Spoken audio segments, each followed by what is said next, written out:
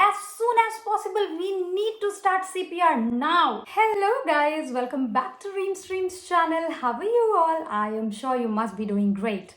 Guys, when you see cabin crew on board or whenever you are traveling as a passenger, I am sure you all are praying at home and going for the peaceful flight. Similarly, as a cabin crew, whenever we go for flight, especially me, I used to do that whenever I'm getting up, I will pray and I will be thinking in my mind that I'm gonna get amazing set of crew and I will have fun on board and I will definitely teach something to my crew, as well as I'll have fun with customers, interactions and all.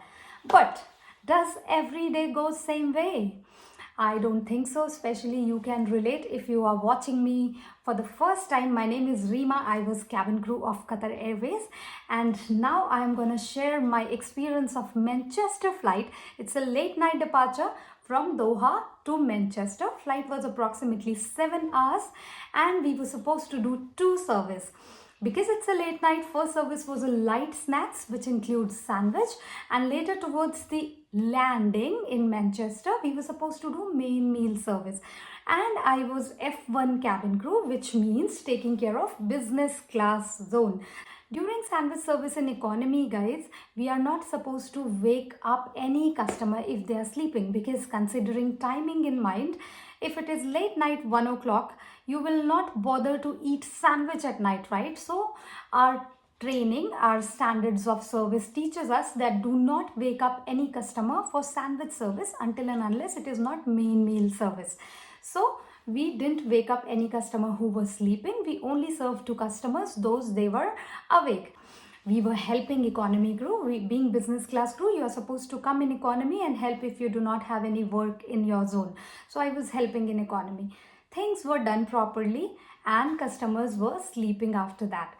Later, story begins when we were supposed to land and main meal service we are supposed to serve before we land. Now we are supposed to wake every customer. Unfortunately, in a CS zone, when she was pushing her cart and she was waking up few customers, those they were sleeping, mainly most of the customers were awake by then because it's landing time and they wanna get refreshed before landing and they wanna get to eat something. So most of them were awake, but few of the customers were still sleeping. So as per standard, she was waking Ellie and all the customers in her zone. Now CS reaches to one customer. She touched here. She felt it stiff body and very cold body. She said, "Sir, excuse me, sir, we are serving breakfast. Would you like to join us for the breakfast?" He didn't respond. He had a blanket on his face. Then finally she repeated once again, "Sir, we are serving breakfast. Are you willing to join us for breakfast service?" Little loudly this time, but he didn't respond again. And then because blanket was covered here, she, as a CS or as any crew, guys, we are well trained to check that, you will get to know that situation is not normal right now. He is not responding like a normal customer. If you are sleeping also, if somebody is poking you or tapping you many times, you will respond or you will move. He didn't move at all. Then she panicked a little bit and she again tapped much harder this time. She shouted to other cabin crew, "Get ready for CPR right now.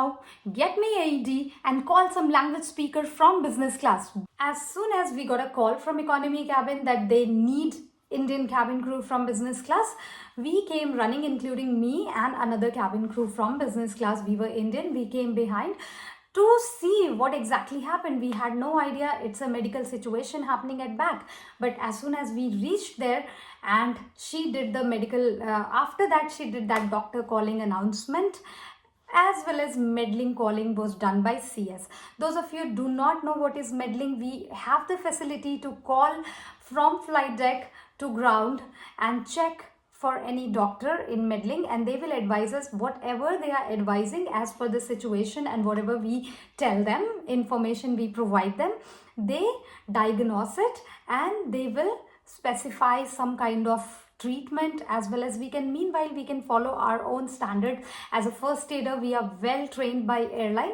So by the time meddling is deciding what medicine to give and is there any doctor on board, everything is decided by meddling, that are we gonna page for doctor or we are not gonna page for doctor. So meanwhile CSD was coordinating with meddling. Being F1 cabin crew, me and another colleague of mine, we came back to economy to help CS along with other F2 cabin crew. And to my surprise, what I see, one customer, not really, he was middle-aged guy, he's on the floor and crew is preparing with AED, crew is preparing for CPR. They opened his shirt and to our surprise, another surprise was there, he had a pacemaker already. So guys, as a cabin crew, we are not supposed to declare anyone dead. We are only trained as a first aider, we are not doctors. So this call that any customer or anyone is dead can be only taken by certified doctor or meddling. Meanwhile, all we can do is continue CPR. So CPR is cardiopulmonary resuscitation. We were well trained to do CPR, and let me tell you guys, it's a first of all, we need to act fast. If you are giving somebody CPR to prevent heart attack or to prevent anything else, we need to be very fast and we need to start CPR immediately. So other F2 crew member were giving CPR that time, considering his pacemaker in his heart, which was already implanted. We were about to connect AED, but we were taking care of pacemaker also. We cannot attach AED close to pacemaker. We are supposed to go little down and shave also. So all these procedures take time.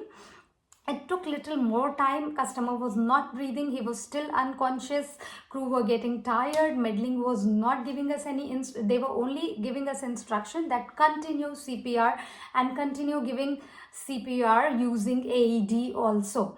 So as soon as F2 crew members were tired, we took over, me and another colleague, we were giving CPR. And guys, as easy it is sounding right now to give CPR, it's not that easy in reality. When we are getting trained, we are pretty confident and we are pretty well trained.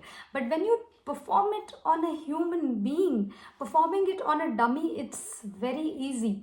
But performing on a human being who already have a mark over here, some stitch mark plus pacemaker, and you have to keep him his heart pumping in a hope that he is still safe and he will be come back to life maybe. We were continuing our CPR. Luckily, we found one doctor on board who was helping us, and along with Dr. Meddling was advising us certain things which we were following as per standard. I was just praying that this customer should be again back to life and he should start breathing soon. We continued CPR for almost, we were exhausted. It was almost landing time. Crew were taking turn by turn because it's exhausting. One crew cannot perform CPR more than 20 minutes. It's really tough, guys. So of course it was sad feeling that we are not able to make him come back and he's not able to breathe, his heart is still not pumping, but we were not leaving any stone unturned to save his life. We were following whatever we could. Finally, towards the landing, that doctor who was helping us, he declared that he is dead. And because doctor declared he is dead, we went and we communicated to our meddling that doctor is saying he is dead and we can stop CPR. So guys, what happened finally? We landed, police came on board, airport police came, they inquired who all were involved, how fast we gave CPR, so many questions they asked to cabin crew. They were inquiring like, does it happen due to our mistake? Maybe this death could have been prevented if cabin crew was more active or something. They are police, their job is to doubt every action. But luckily, as a Qatar Airways cabin crew, I am pretty confident. Qatar Airways gave us training, like, you know, we are 100% well trained when it comes to handling medical situation as a first aider, and we followed each and every instructions given by meddling, given by doctor, as well as proper training which was given to us before joining as a crew. So this was one of the worst experience to face. We handled it well, but to see one customer dying in front of you is terrifying. You get shattered that time, and that experience lied in my it is still with me. I still feel that what I could have done better to keep him safe or to bring back him to life.